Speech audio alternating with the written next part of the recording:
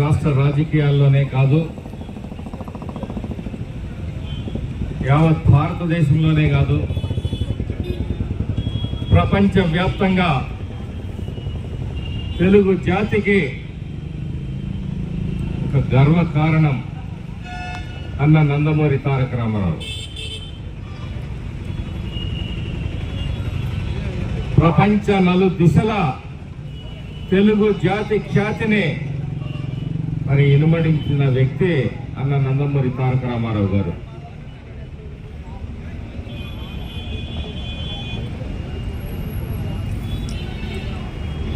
ఒక సినిమా నటుడుగానే కాదు,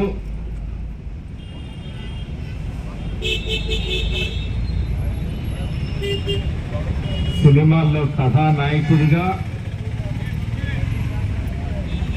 అలాగే రాజకీయాల్లో కూడా కథానాయకుడిగా తనదైన ముద్రని వేసుకున్న వ్యక్తి నందమూరి తారక రామారావు గారు.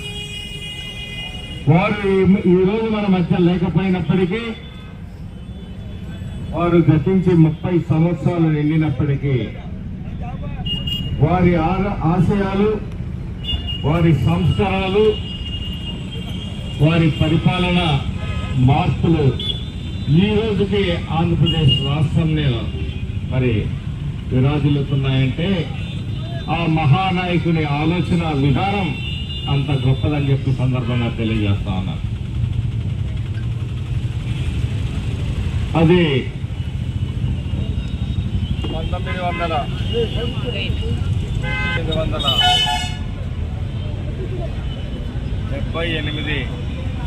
1978-83 మధ్యలో ఈ రాష్ట్రంలో కాంగ్రెస్ పార్టీ అధికారంలోకి ఉన్నప్పుడు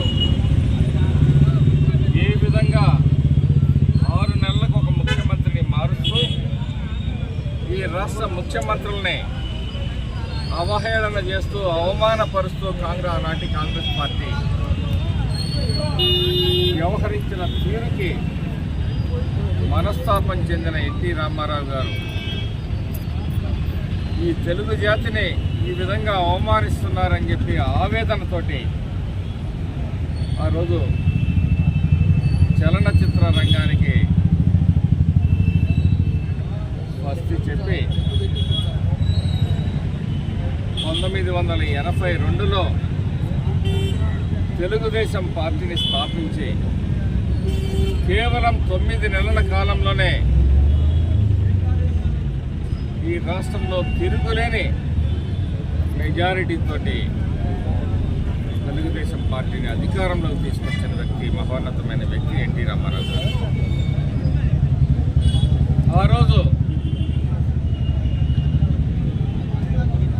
ఆయన సమాజంలో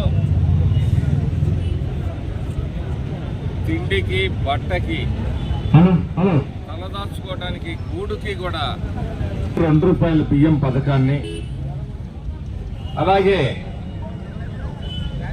మరి జనతా వస్త్రాలు కావచ్చు, దేశంలోనే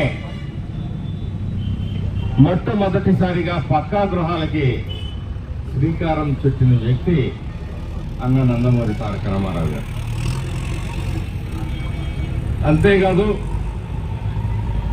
రైతులకు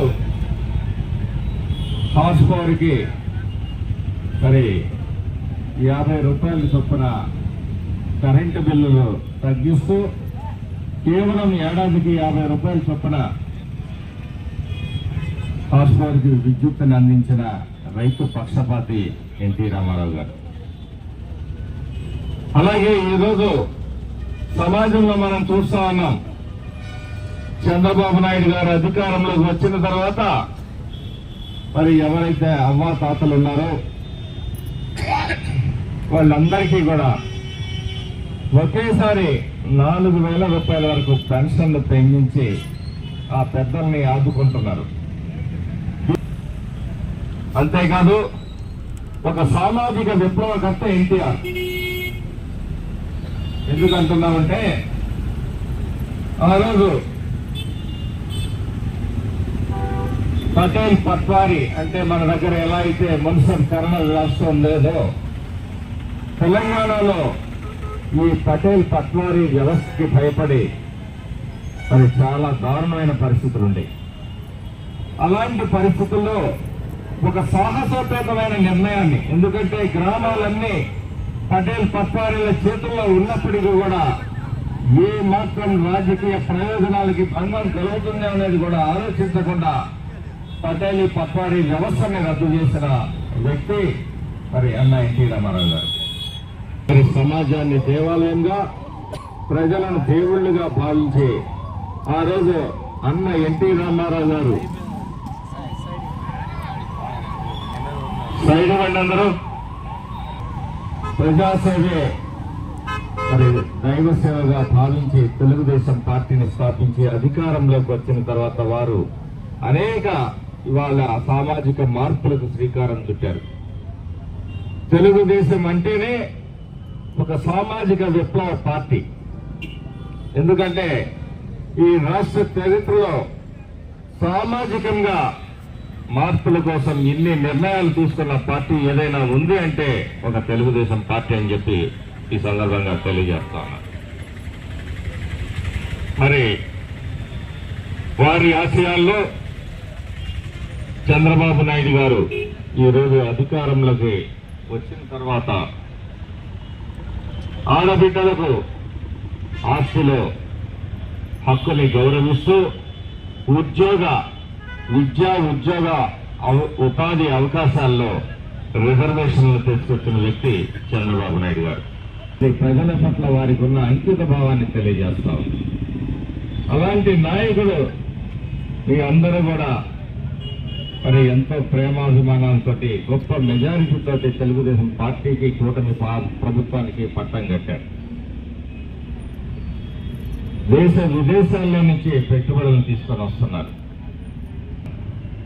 స్థాపించిన పార్టీ మరి ప్రజలందరినీ కోరేది ఒకటే, ఈ సహాయ సహకారాలు ఈ సందర్భంగా తెలియజేస్తూ మరి ఈరోజు ఆ మహానుభావుని స్మరించుకుంటూ రాష్ట్ర వ్యాప్తంగా, దేశవ్యాప్తంగా, అలాగే ప్రపంచ వ్యాప్తంగా కూడా తెలుగు వారు ఎక్కడైతే ఉన్నారో వారందరూ కూడా వారిని గుర్తు చేసుకుంటూ ఈరోజు ఈ కార్యక్రమాన్ని నిర్వహిస్తున్నారు. అలాగే ఈ మాచర్ల నియోజకవర్గంలో మరి మాచర్ల పట్టణంలో ఈ కార్యక్రమాన్ని ఏర్పాటు చేసిన నిర్వాహకులకి అందరినీ కూడా అభినందిస్తూ సెలవు తీసుకుంటున్నాం.